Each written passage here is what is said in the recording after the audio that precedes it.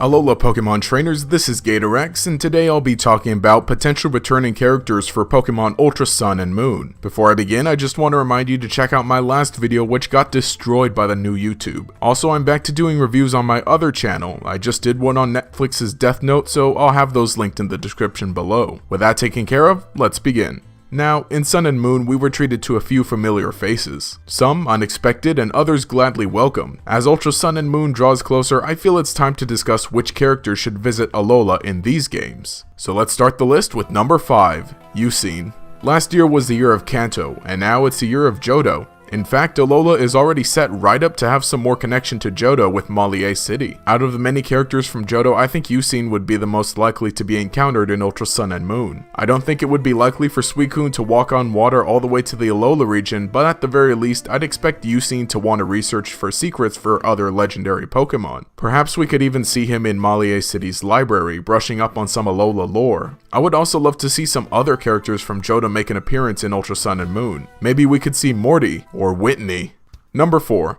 Now, I'm not going to give up on Phoebe. She was a character I mentioned last year, but I still want to see her in the tropical Alola region. She would just fit so well and get along with the Ghost-type Pokemon. I know we just saw her in Omega Ruby and Alpha Sapphire, but come on Game Freak, this is the most obvious cameo that could happen. I mean, they did exclude Blossom from the Alola regional decks, but at least give us one of these dancing beauties. I also think that Mimikyu could use some love, and who better than Phoebe?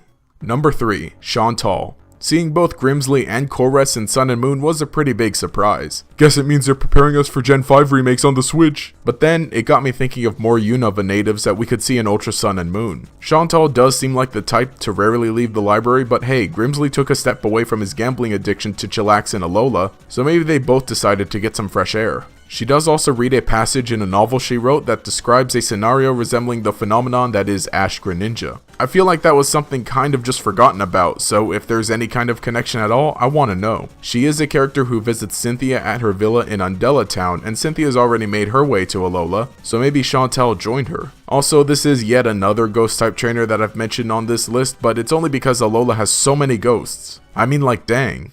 Number 2. N. Now, I have absolutely no idea what Colress was doing in the Alola region, you know, aside from discovering the power that's inside, but I'm very suspicious. There are countless theories on Colress and Alola, but it did get me thinking about something. If one former Team Plasma member is roaming the 4 islands, why not another? Alola is a place where people and Pokemon are very close, so it seems like the perfect place for N to visit. Mini theory time. With Ultra Sun and Moon being split into different versions rather than a combined follow-up, whichever version you choose could even determine whether N has a Reshiram or Zekrom. Point is, I'm sure he's ridden his dragon all around the world, and I'd be surprised if he didn't stop there. Even just seeing him in the battle tree would have me hyped. It would just be cool to see one of my personal favorite characters once again, and maybe I could ask him if he's really a Zoroark. But hey, that's just a theory. Again! Number 1. Brock and Misty. Now these are technically 2 characters, but with some recent reveals in the Sun and Moon anime showing that they'll be returning for a few special episodes, I think if we get to see one in the game, we'd see the other. In a previous video, I mentioned that I thought Misty should make an appearance in Sun and Moon.